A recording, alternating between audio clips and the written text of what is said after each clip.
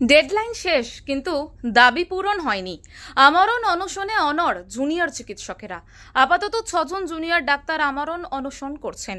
এবার জুনিয়রদের পাশাপাশি আমরণ অনশনে বসতে পারেন সিনিয়র ডাক্তাররাও, এমনটাই খবর সূত্রের। আমরা সিনিয়র ডাক্তাররা মনে করি আমার ভাই, আমার বোন, আমার ছাত্র, আমার ছাত্রীরা যদি অনশন করে আমরা মুখ বুঝে থাকতে পারি না, আমরা গিয়ে বাড়িতে খেয়ে নিশ্চিন্তে ঘুমোতে পারি না। তাই আমরাও তাদের সাথে আছি এবং অর্থহীন ভাষায় বলছি, সরকার তিনি সংবেদনশীল হন, সরকার প্রশাসন তার দায়িত্ব পালন করুন, আমাদের অনশনকারী ছাত্রদের সাথে আলোচনায় বসুন এবং সমাধান সূত্র বের করুন। যদি না করেন তাহলে আমরা যারা সিনিয়র আছি, চিকিৎসক আছি, সাধারণ নাগরিক সমাজ মানুষ আছেন, তারা সবাই আমরা এই আন্দোলনে যোগদান করব, আমরা অনশনে বসে যাব। জুনিয়র ডাক্তার আবির তালুকদারের কথায় তাদের অবস্থানকে ক্ষতিগ্রস্ত করতে পুলিশ যা যা পদক্ষেপ করছে তা নজিরবিহীন। আমাদের এই অবস্থানকে ক্ষতিগ্রস্ত করার জন্য যেভাবে চারদিক থেকে পুলিশ এবং প্রশাসন নিজের কঠোরতা দেখিয়ে, নিজের পেশির আস্ফালন দেখিয়ে আমাদেরকে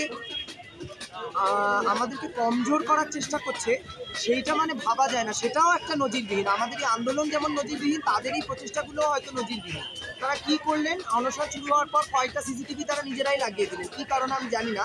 তারা হয়তো আমাদের দেখতে চাইছিলেন আমরা আদপে অনশনটা করছি কিনা, কিন্তু তাদের এটা জানিয়ে রাখা বলে আমরা নিজেদের উদ্যোগেই অলরেডি সিসিটিভি ইনস্টল। তবে এত কিছুর পরেও তাদের মনোবল অটুট। আমাদের মনোবলে একটুও তারা আঘাত আনতে পারেনি। আমরা এখনো যথেষ্ট দৃঢ় এবং একই রকম ভাবে দৃঢ়। উল্লেখ্য, 59 দিন পার আরজিকর কাণ্ডে আজও অধরা বহু প্রশ্নের উত্তর। কী কারণে এমন মর্মান্তিক পরিণতি মহিলা চিকিৎসক পড়ুয়ার? সঞ্জয় রায় ছাড়া আর কেউ বা কারা কি জড়িত রয়েছে এই নৃশংস ঘটনার পেছনে? এমন বহু প্রশ্ন ঘুরছে চিকিৎসক মহল সহ নাগরিক সমাজে। কবে বিচার পাবেন তিলোত্তমা? সিবিআই কি পারবে এই ঘটনার কিনারা করতে? সেটাই এখন দেখার। কলকাতা থেকে অর্ণব ঘোষের রিপোর্ট, ওঙ্কার বাংলা।